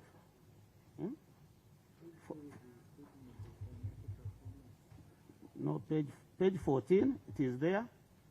14 on cash flows from investing activities. Purchase of property, plant and equipment, 282, it is there. When you go to statement of appropriation, on page 17,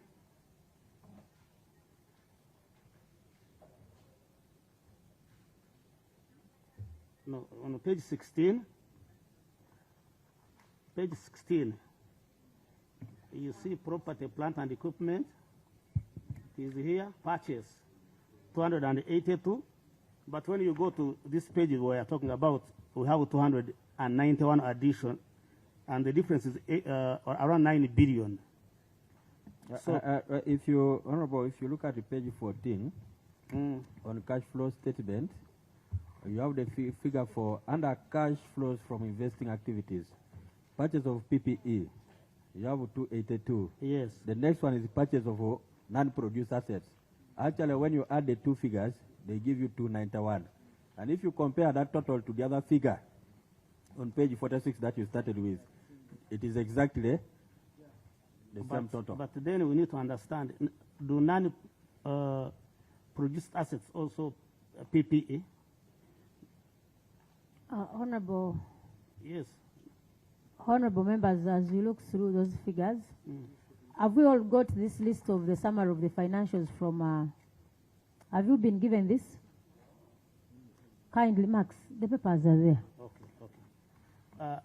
The final one, Chair. These are, before you proceed, we have made a summary of the financials. Apart from the NTR that you look through, we have those issues of domestic arrears, failure to provide management comment on classified expenditure, doubtful revenue performance, adjustment to opening balances. I kindly request that you get that. The beauty with figures, figures don't lie. They don't lie.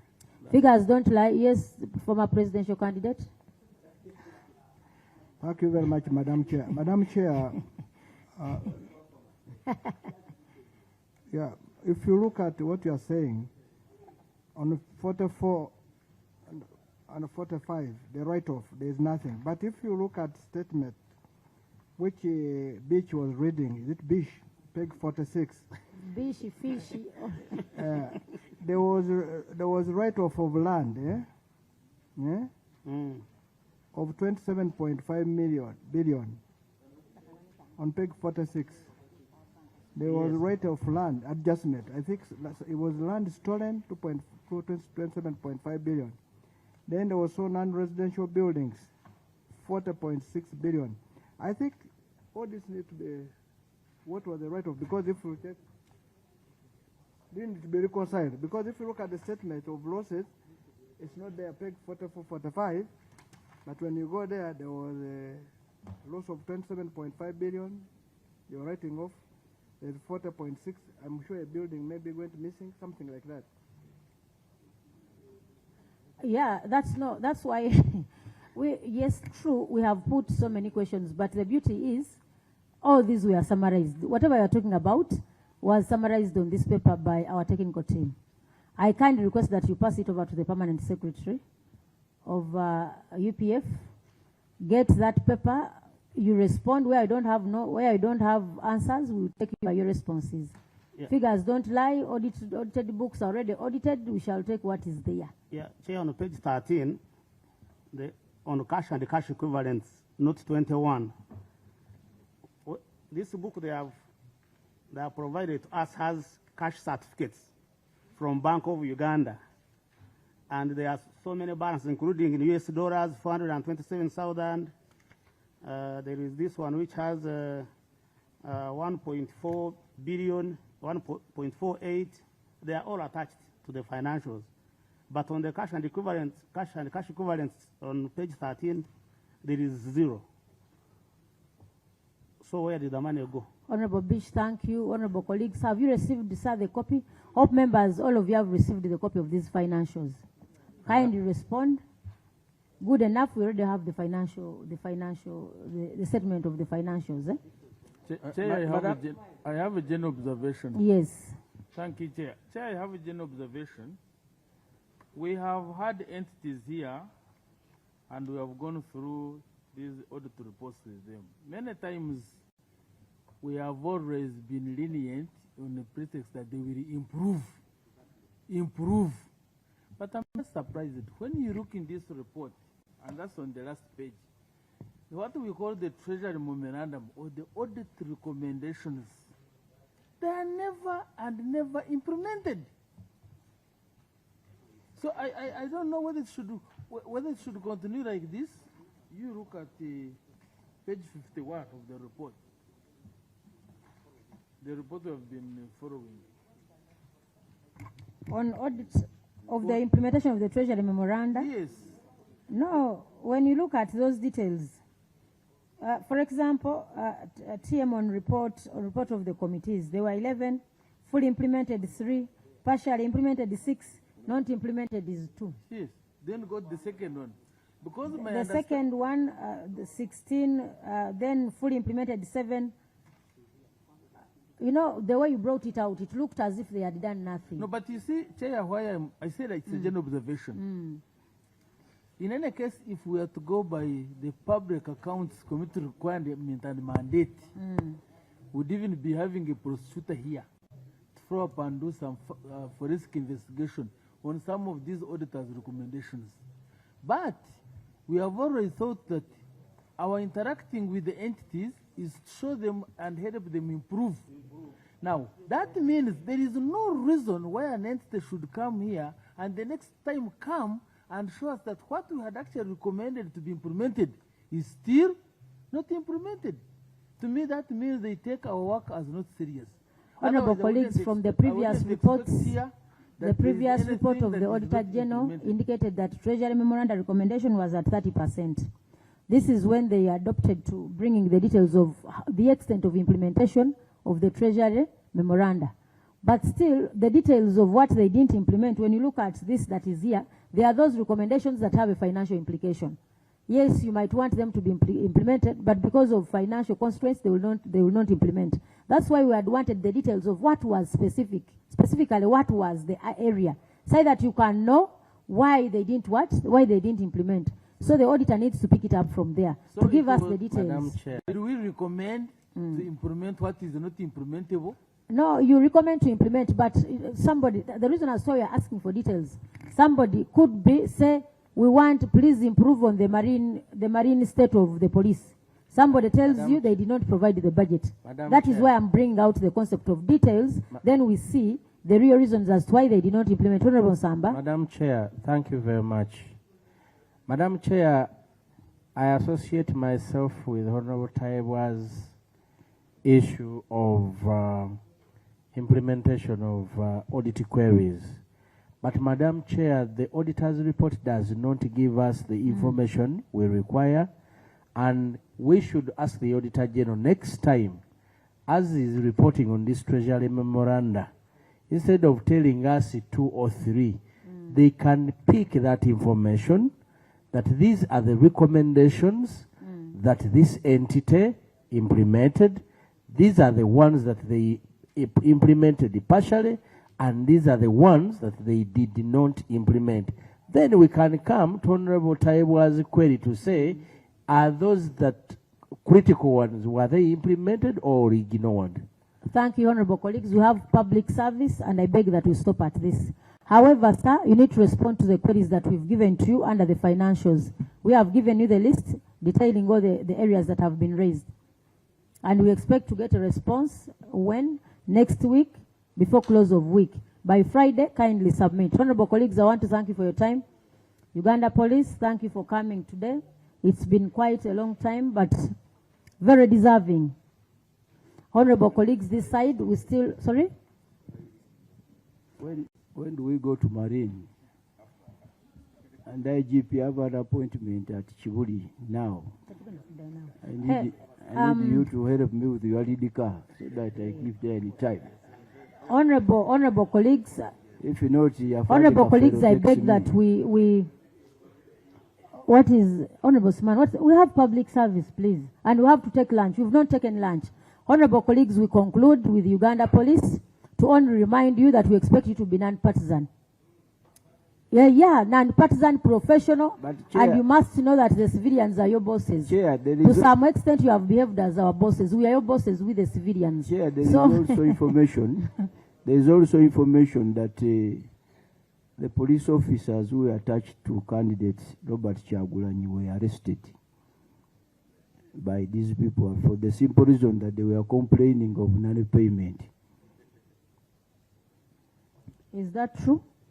Yes. IGP, is that true that the IGP police should- officers who were IGP attached should to... look in the camera. They were arrested just for saying we've not yet been paid. Is that and then true? you arrest a person. IGP, is that true that Yes. you arrested the Chair, police I'm officers not who were aware. attached to Honorable Chagulanyi? I'm not aware of How what, I wish you addressed that a little earlier. He would have responded if But you... I would have cross-checked. It's public information. No, but It's in the public domain. Honorable Chair. colleagues, this is something very important. If you are not aware, how many minutes do you need to consult whoever is responsible? Kindly consult. Chair. Those are your staff. Chair. Yes? But Chair, you are that's not- information in the public domain, and I'm not so sure that the chief can be here without knowing that. Only that, for me, what I heard is that they were asking them where Chagulanyi is, and they could not provide the information, and for them, they think they know. So they had to arrest them. No, but this is something very simple, Chief. Were they arrested or not? I told you I'm not aware. Ah, Also from the honorable members, you see they're giving different versions. This one Perspectives. is about payment. The other one is about... Me, I am straight. Yeah, I so am- I there need is only to, one version. We shall need to cross-check and I find out. Otherwise, I'm not aware as of now. If you give me a dedica, no problem.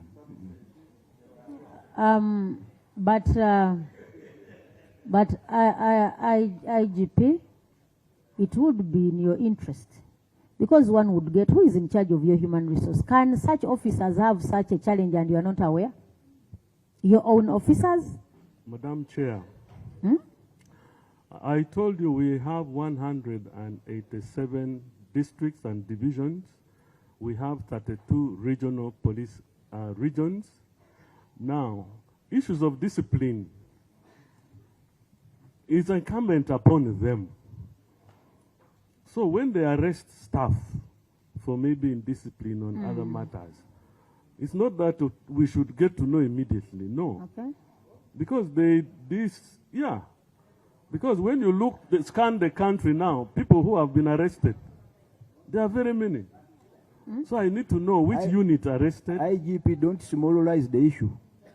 I'm not smallerize. Don't smallerize the issue. And that's where we are getting, because...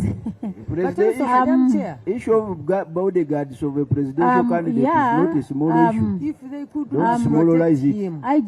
IGP, we are talking about bodyguards of a former presidential candidate.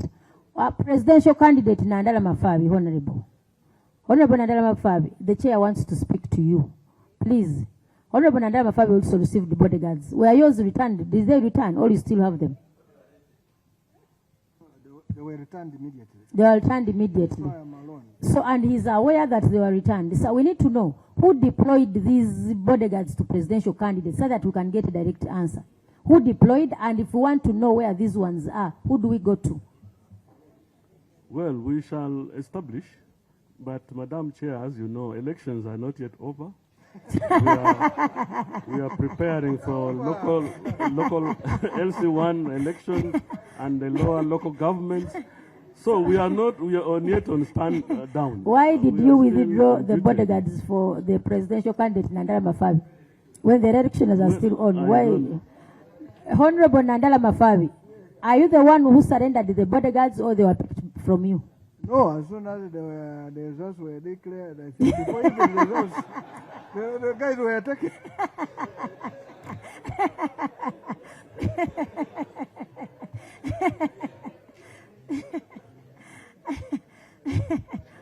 Who That's is- why Basil replaced them immediately and the Choma.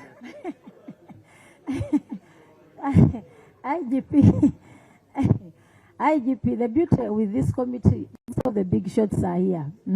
At least we are somebody. We have somebody here to be a witness to most of these occurrences. But IGP, this is a very important matter. You know, a bodyguard to a presidential candidate, my dear, Honorable Nandala Mafabi, you see there, the time if things had worked well, he would have been your boss. You would have been saluting. So if we are asking for a bodyguard of the person who was supposed to be your president, the Honorable Robert Chagulanyi Senam, and you claim not to know anything like in an update of whether these were arrested, it's not being fair. Do you have a human resource person here, the person who is in charge of human resource? Yeah, Yeah, if the person is here in charge of it, because a presidential candidate is not like the other people you deploy in Zimbabwe. Yes. Hmm? And the chair, For us in Zimbabwe, you afforded to beat us, everything was done, and you didn't respond. But for the presidential candidate, at least respond. Okay, the people who are responsible were under counter-terrorism. Maybe the director can... Director counter-terrorism, tell us. And why is Chituma Rusoke quiet? Chituma Rusoke has not said anything, and by the He likes talking and telling lies. They have arrested the people. He said, we don't have them. We go there. Why is he quiet? Chair. Madam Chair. When he likes to talk, after he has gone to talk, why is he quiet here? Madam Chair. A moment, Honorable Song, let him respond. The person who's in charge, counter-terrorism, please respond. A moment, let him first respond. Chair, I thought you had said that we have no time, we need to have public Honorable service. colleagues, let him respond to this one and we close. In this when we had issues of accountability that are pending on this box. Chair. No, this is accountability, Honorable. This is accountability. With due respect, it's accountability.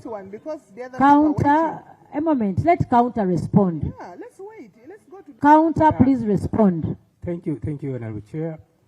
Yeah, it's true. The bodyguards were attached to mine, but issues of discipline in units are handled by the individual departments. They are charged, then they can be. Which department is that then? That is the IPP, which is under me.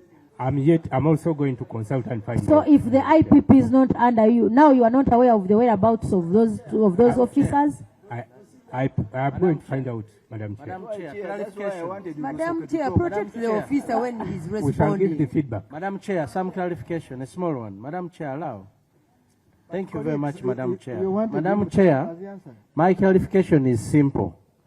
And I wanted to hear from Honorable Nandala Mafabi whether he has any information that his bodyguards were paid.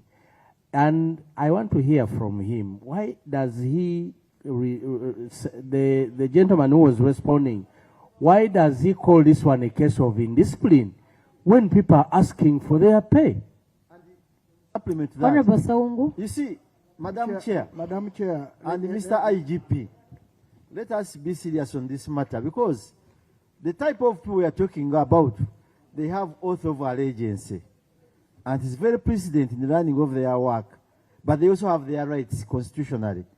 If there is a complaint from them that they are demanding for their payments, the way even others were demanding, those who commanded voting, presiding officers, there must be a way you as the administrators come out to rescue them from their demand.